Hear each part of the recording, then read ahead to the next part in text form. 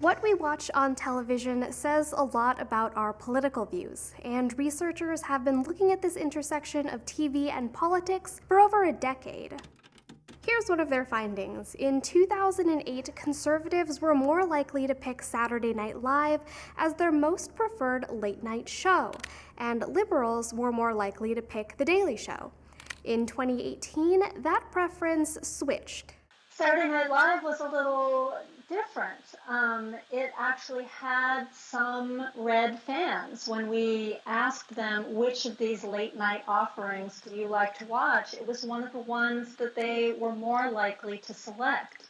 But this time around, I think the Daily Show was not the juggernaut that it used to be.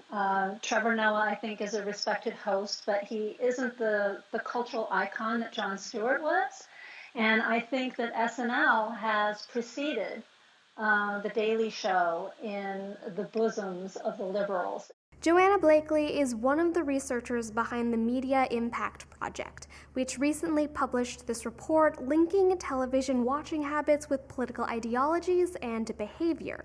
The report has a lot of other interesting findings, like the fact that liberals and independents watch significantly more television than conservatives, that Americans may actually be more moderate than they were in 2008, and that most people, no matter their political leanings, love to hate watch Pawn Stars.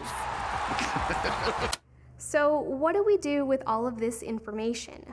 To the industry, they should be very concerned about their audience, and they should be responsive to its needs. And so this data set really reveals a lot of information about the attitudes and concerns and even some psychographic aspects of audience members. For people in the entertainment industry, this data offers insights on how to be impactful, how to actually reach audiences who want to be more politically active. Take independents, for example. They're more likely to appreciate shows for their educational value, and like liberals, they're more likely to learn about political and social issues from entertainment. Compared to liberals and conservatives, they're also more likely to contact journalists, public figures, and companies in response to what they see on television. For shows that independents watch, like Empire or Grey's Anatomy, that information matters. This kind of data is incredibly powerful when you're trying to generate storytelling that achieves some sort of social impact. It really gives you some information about your audience that's going to make it more likely that your story is going to work.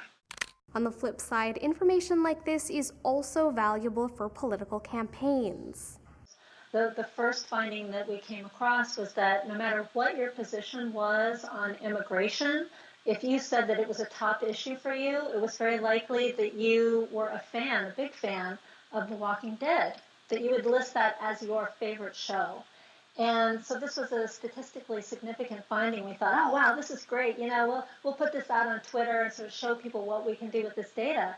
And we found an article in Forbes saying that that's precisely what the Trump campaign had discovered, and that they started buying ads against The Walking Dead because they had the instinct that there were people who were very skeptical about immigration watching that show.